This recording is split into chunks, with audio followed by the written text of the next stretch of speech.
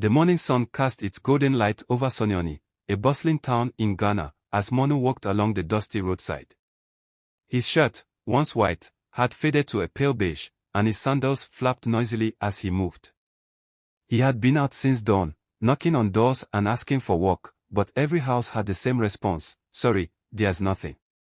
Manu had been one of the brightest students in his village, but financial struggles had forced him to leave school after his father's sudden death. He dreamed of returning to education one day, yet survival demanded all his attention. At midday, as hunger clawed at his stomach, he passed a roadside eatery in Accra.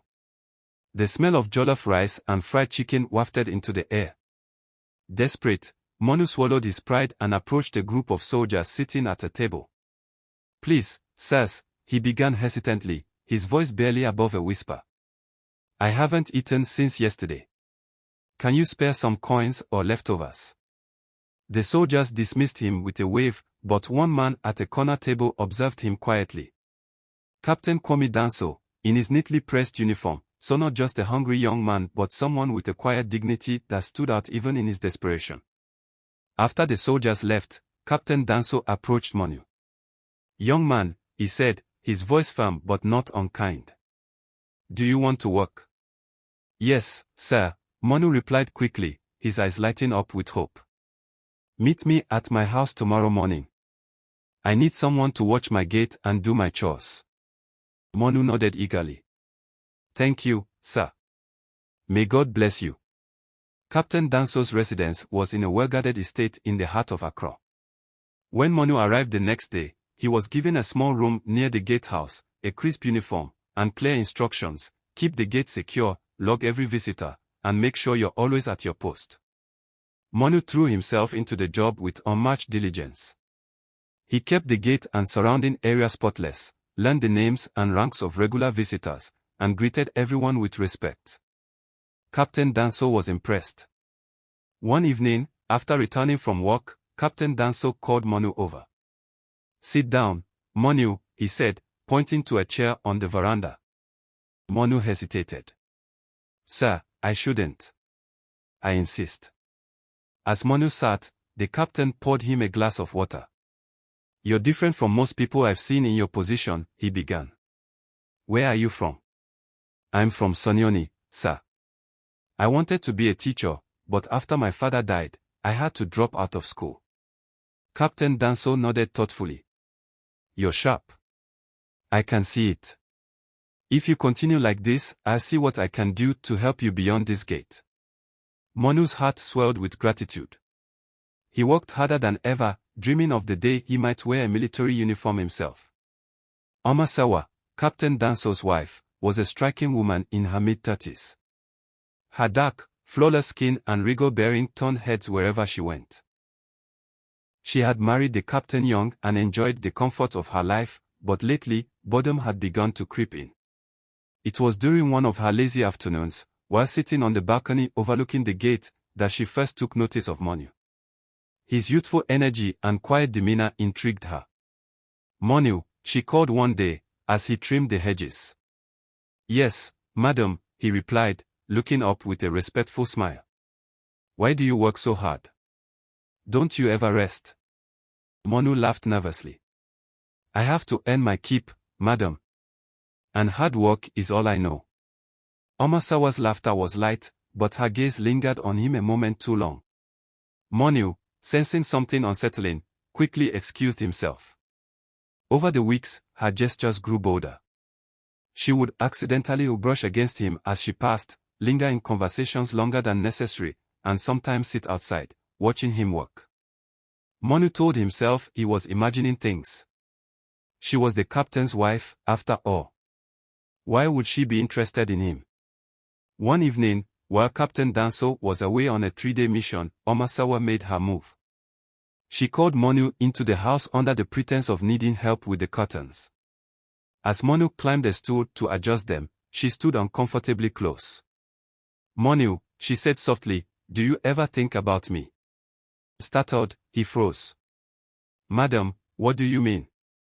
She reached out, placing a hand on his arm. "You're a strong, handsome man. Don't pretend you don't see the way I look at you. Manu stepped down quickly. Madam, I respect you and Captain Danso too much to ever think such things.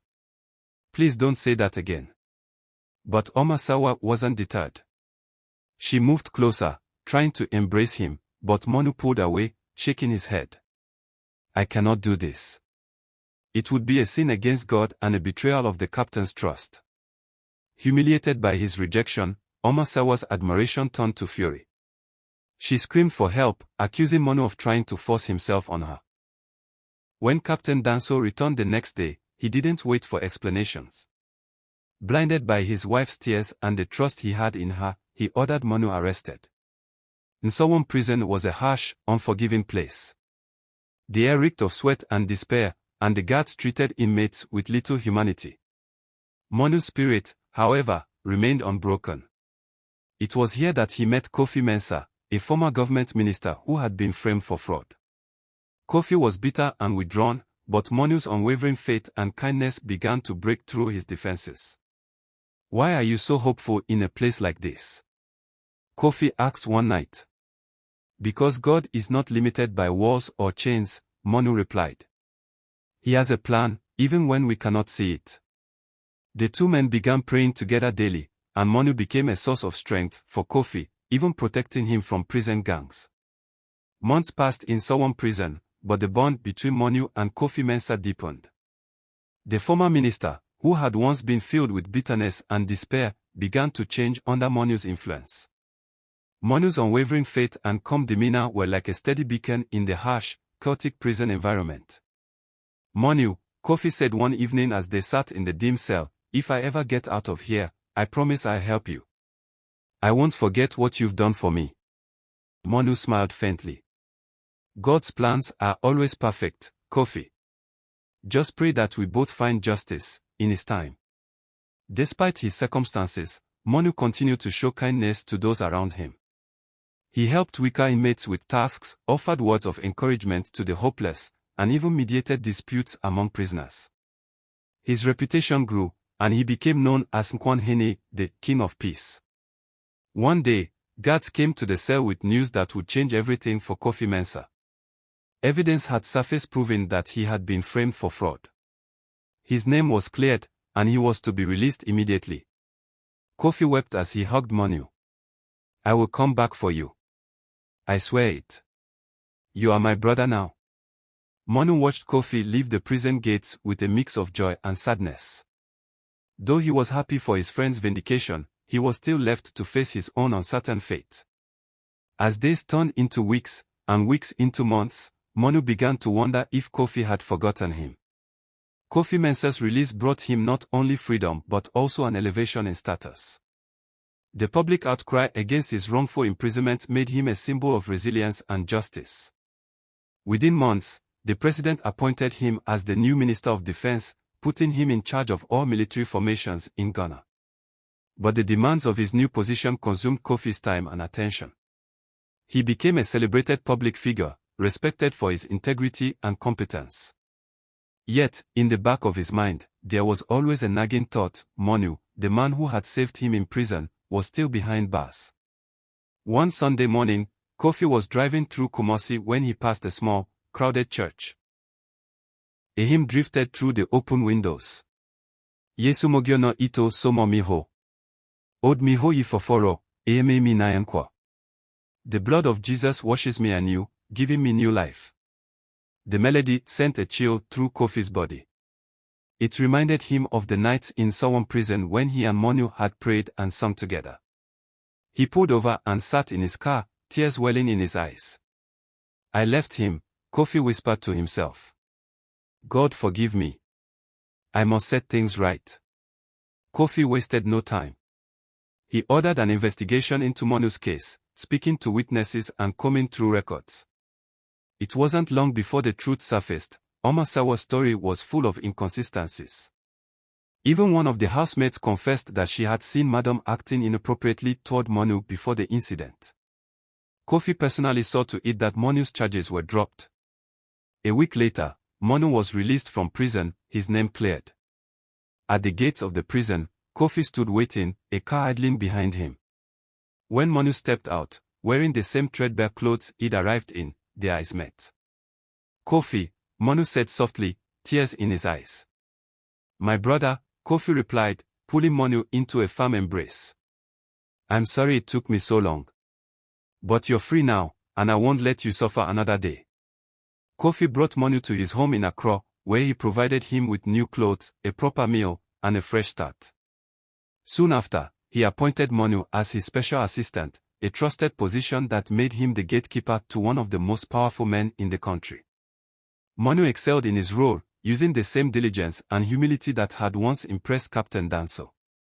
Ministers, generals, and diplomats all had to go through Manu to meet Kofi, and his reputation as a fair and competent man grew. One afternoon, as Manu sat at his desk reviewing schedules, a familiar name appeared on the list of appointments: Captain Kwame Danso. Manu's heart skipped a beat. When Captain Danso entered the office, he froze. Standing before him was not the young, timid gateman he had once known, but a confident, respected man in a suit. "Manu?" Danso asked, his voice barely audible. Manu stood, extending his hand. "Captain Danso," he said calmly. Embarrassed, the captain quickly left, muttering that he would return another time.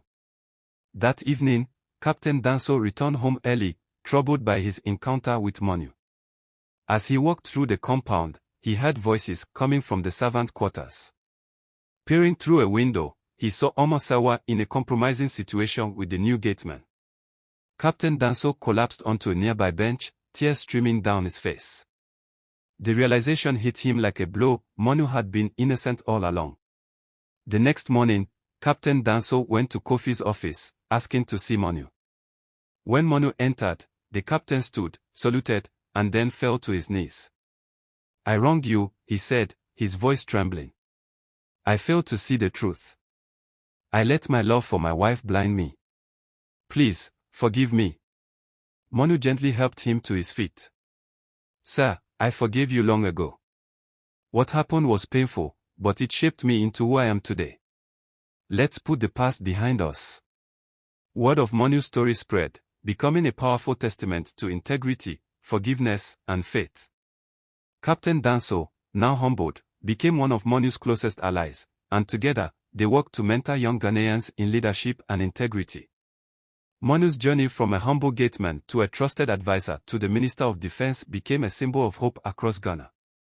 And through it all, he remained grateful to God, knowing that every trial had led him to his destiny.